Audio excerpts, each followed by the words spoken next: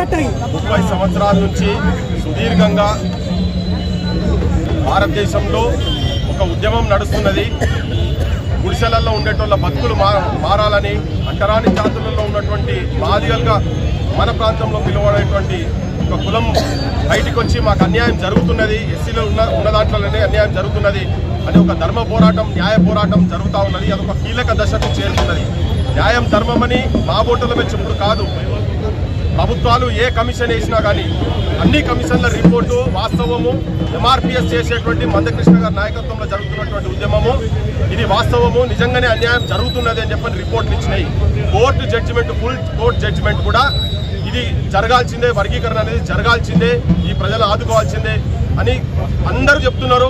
ఏ రాజకీయ పార్టీ, నాకు తెలిసి మన దగ్గరనైతే ఏ రాజకీయ పార్టీ మేనిఫెస్టోలల్లా వర్గీకరణకు అనుకూలం కాదు అని ఎవరు కూడా బయటికి వచ్చింది మాత్రం లేదు. అందరూ అనుకూలంగానే ఉన్నారు. కానీ ఇప్పుడు ఈ దశకు వచ్చిన తర్వాత ముఖ్యమంత్రి కూడా అసెంబ్లీలో చెప్పిన తర్వాత, జడ్జిమెంట్ వచ్చిన తర్వాత అసెంబ్లీ చెప్పిన తర్వాత కూడా ఇప్పుడు ఎందుకంటే మళ్ళా ఆగుడు ఎందుకు ఆగిందంటే, కేసీ వేణుగోపాల్ అని ఒక పెద్ద మనిషి, కాంగ్రెస్ పార్టీ అధ్యక్షుల కన్నా పెద్ద ఆయనేమో మరి మాకు ఎరకలే కానీ ఆయన ఒక ప్రకటన ఇచ్చిండు. ఆ ప్రకటనలో ఈ రేవంత్ రెడ్డి తెలంగాణ ప్రభుత్వం కూడా ఇది వర్తిస్తుంది, ఇది ఆపాల్సిందే, మేము చెప్పే వరకు ఇది అమలు జరగొద్దు అని చెప్పిన. అందుకనే ఇక్కడ సమాజం కూడా అందరు చూస్తున్నారు. కేవలం మాదిగ కులమే కాదు, ఇలా మొత్తం సమాజానికి చెప్తున్నా, ఏ కార్యమైనా, శుభకార్యమైనా, శోకమైన ప్రతి ఇంట్లలో మన ఇళ్లలో మాదిగ డప్పు లేనిది మనం ఏం ఫంక్షన్లు చేసుకోలేదు కనుక వాళ్లకు సంఘీభావంగా వాళ్ళ నోటికాడి పువ్వను చేతిట్ల అన్నం లోపలికి పోతున్న టైంలో చేయి పెట్టి కొట్టే ప్రయత్నం చేస్తున్నారు కదా.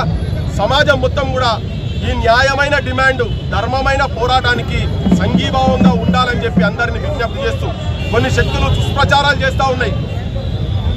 అంశాలను పక్కకు పెట్టి దాంట్లో ఉన్నటువంటి మెరిట్స్, డిమెరిట్స్ డిస్కస్ చేయకుండా వేరే వ్యక్తిగత విమర్శలు, నీ ముక్కు మంచిగా లేదు, నీ క్రాఫ్ మంచిగా లేదు, నువ్వు వేసుకున్న అంగి మంచిగా లేదు, ఇట్లా రకరకాలుగా పిచ్చి స్టేట్మెంట్ నుంచి మాట్లాడుతూ ఉన్నారు. ఇలా సమాజం కూడా ఎందుకు బయటకు వచ్చి మాట్లాడుతుంటే మౌనంగా ఉండోళ్ళు కూడా గుమ్మకు ద్రోహం అవుతుంది కనుక మౌనంగా ఉండాల్సిన అవసరం లేదు. మౌనంగా ఉండాల్సిన అవసరం లేదు. మీ మనసుకి ఏం చెప్పిందో అది బయటకు వచ్చి మాట్లాడాల్సిన అవసరం. ప్రతి ఒక్కరు ఇంటర్నల్గా మాట్లాడుతున్నారు. ఇలా మా బోటలో బయటకు వచ్చి చెప్తున్నాం ఏంటంటే, ఇది న్యాయమైన డిమాండ్, ధర్మమైన డిమాండ్ కాబట్టి వెంటనే ఏ ప్రభుత్వం అయినా కానీ అన్ని అయిపోయి అన్ని జడ్జిమెంట్ వచ్చిన తర్వాత మళ్ళా పోరాటాలు అవసరం లేదు. ఈ ఉద్యమం ఇంకో సైడ్ టర్న్ కాకుండా మాత్రం చూసుకోకండి. ఇందులో చాలా మంది చనిపోయి అమరులైన వాళ్ళు ఉన్నారు. ఇది సాధించాలనే ఒకటి ఆశతో చనిపోయినటువంటి ఉన్నారు. ఇంకా భవిష్యత్తు అట్లా జరగకుండా ఇది మీరేదో అనుకోని ఇది ఆపుతే ఆగుతుందని మాత్రం భ్రమ. మీరు ఇప్పుడు సమాజం మొత్తం ఎంఆర్పిఎస్ కు అండగా ఉండి రిజర్వేషన్ కు అమలయ్యేదాకా కొట్లాడేందుకు సిద్ధంగా ఉన్నదని చెప్పి సమాజానికి కూడా విజ్ఞప్తి చేస్తున్నాం. కేవలం వీళ్ళే కాదు, ఇలా నేను మొదటి రోజు చెప్పినాం, మేము మా డబ్బు 1,00,000 ఉన్న ఒక డబ్బు ఇంట్లోకెళ్ళి బయలుదేరిందని చెప్తున్నాం. ఇలా వచ్చి కొట్టినాం. అందరూ కూడా సంఘీభావం ప్రకటించి మిగతా కులాలకు సంబంధించినటువంటి వాళ్ళు కూడా అందరూ డబ్బులతోని ఎవరెవరైతే పాటలు పాడుతున్నారో వాళ్ళు కూడా బయటకు వచ్చారు. ఇంకా ఈ రోజు హైదరాబాద్ నిజం కూడా ఆ రోజు మొత్తం నా భూతో నా భవిష్యత్ అన్నట్టుగా దిగ్బంధం చేయాల్సిన అవసరము ఉన్నది. ఈ డబ్బు సప్పుట్లతోని రాజకీయ నాయకులకు ఎట్లయితే భగత్ సింగ్ అసెంబ్లీలో భైరవంకు సునానేకి ధమాకాకే సర్వత అయినట్లయితే అన్నాడో, ఆ ధమాకా ఇలా మాదిగ జాతికి సంఘీభావంగా ఉండి 50 మంది ప్రజలు మొత్తం వచ్చి హైదరాబాద్ లో డంకా ముగాయిస్తే ప్రపంచం మొత్తం వినబడాలి, గిన్నిస్ బుక్ రికార్డు కావాలి. ప్రపంచం మొత్తంలో ఇంత మహత్తర పోరాటము నెల్సన్ మండేలాలు ఇటువంటి వాళ్ళు కాదు, ఇక్కడ కూడా ఈ ప్రాంతంలో కూడా జరిగిందని చెప్పి ఘంటాపదంగా చెప్పాల్సిన అవసరం ఉన్నదని చెప్పి విజ్ఞప్తి చేస్తున్నాను. Thank you.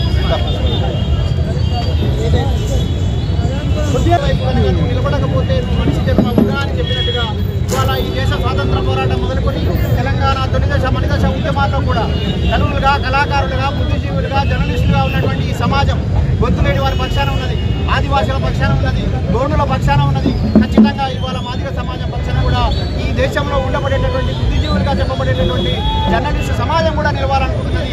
ఎందుకంటే న్యాయమైన డిమాండ్ ఎక్కడైతే ఉంటుందో, మెజారిటీ ప్రజలు ఎక్కడైతే అన్యాయానికి గురవుతున్నారో ఆ అన్యాయం వైపు తప్పకుండా నిలబడి వాళ్ళకు బాసటగా ఉండాల్సిన బాధ్యత గుర్తెరిగిన సామాజిక స్పృహ కలిగినటువంటి ఉద్యమకారులుగా, తర్వాత జర్నలిస్టులుగా, ఈ ప్రాంతంలో పుట్టినటువంటి ఇక్కడ అనేక ప్రజా ఉద్యమాలు నిర్మితమైనప్పుడు కవులు, కళాకారులతో గొంతు కలిపి ఇక్కడ ఉన్నటువంటి సంపన్న వర్గాలతో కలిసి నడిచిన వాళ్ళంగా ఇవాళ ఒక న్యాయమైన పోరాటం ఈ దేశవ్యాప్తంగా ఆకర్షించబడి ఒక మనిషి 30 ఏళ్ల పాటు ఇక్కడ కేవలం తెలంగాణ ప్రాంతం మాత్రమే కాదు, దేశ దేశవ్యాప్తంగా మాదిగ జాతి అణచబడుతున్నటువంటి తీరును, తర్వాత ఎక్కడైతే వివక్ష ఉన్నదో, ఎక్కడైతే అన్యాయం ఉన్నదో, ఎవరికైతే నష్టపోతున్నదో ఆ వర్గాల వైపు నిలబడి గొంతు విప్పి తన 30 ఏళ్ల జీవితాన్ని సర్వస్వాన్ని కోల్పోయి ఇవాళ నిలబడి చివరికి అంతిమ విజయం సాధించే సందర్భంలో కుట్రలు జరుగుతున్నప్పుడు మౌనంగా ఎవరైనా ఉన్నారంటే అది బుద్ధిజీవుల సమంజసం కాదనే సందర్భంగా తెలియజేస్తూ బాధ్యత కలిగిన వాళ్ళంగా, స్పృహ కలిగిన వాళ్ళంగా, సోయి కలిగిన వాళ్ళంగా ఇవాళ సంపన్న వర్గాలతో కలిసి రేపు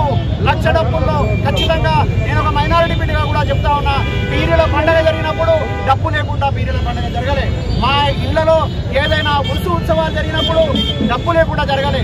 ఇట్లాంటి అనేక సందర్భాల్లో మాకు తోడుగా నిలబడి మా ఆనందాల్లో, మా కష్టాల్లో నిలబడినటువంటి ఆ డప్పుకు తోడుగా 7వ తారీఖున హైదరాబాద్లో ఖచ్చితంగా మైనారిటీలు కూడా డప్పుతో వచ్చి ఈ ఎంఆర్పీఎస్ న్యాయమైన పోరాటానికి మద్దతుగా నిలుస్తామని సందర్భంగా తెలియజేస్తాం.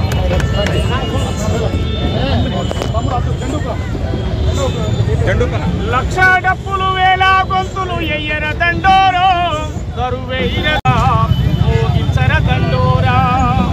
ఈ 1,00,000 డప్పులు వేల గొంతుల కార్యక్రమాన్ని పశ్చిమగోదావరి జిల్లాలో ఈరోజు గౌరవ శ్రీ మందాకృష్ణ మాదయ్య గారి నాయకత్వంలో ప్రారంభం చేసుకొని 100 డప్పులతో గ్రామాలకు వెళ్తాం, 1,00,000 డప్పులతో హైదరాబాద్కు వస్తామని చెప్పి తెలియజేస్తూ వర్గీకరణ వెంటనే అమలు చేయాలని చెప్పి గౌరవ ముఖ్యమంత్రి